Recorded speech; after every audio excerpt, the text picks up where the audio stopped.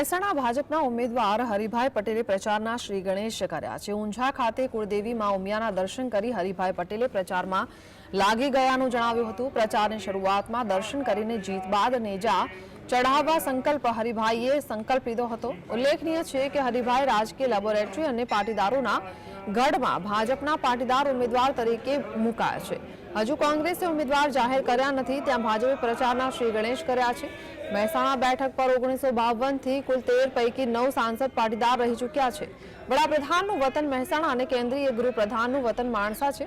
વડાપ્રધાન અને ગૃહપ્રધાનના વતનની બેઠકો જીત સાથે વધુ લીડ લાવવા હરિભાઈની જવાબદારી વધી જાય છે। મહેસાણા જિલ્લામાં સૌથી વધુ મતદારો પણ પાટીદાર સમાજના છે। ભારતીય જનતા પાર્ટીએ મને લોકસભાની ટિકિટ આપી છે।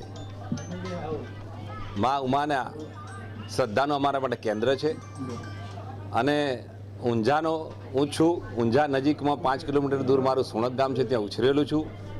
એક સમય એવો તો નાના હતા તે માના દર્શન કરવા આવતા હતા, ચાલતા આવતા હતા અને અત્યારે આજે આવડી મોટી ટિકિટ અમને પાર્ટીએ મારામાં વિશ્વાસ મૂક્યો હોય અને મા ઉમિયા કુળદેવીના દર્શન કરવાની આજે જે મને આજે લાભ મળે છે અને માને આશીર્વાદ લઈને આજે મારા પ્રચારના હું શ્રી ગણેશ કરી રહ્યો છું। બહુ ગૌરવ અનુભવું છું।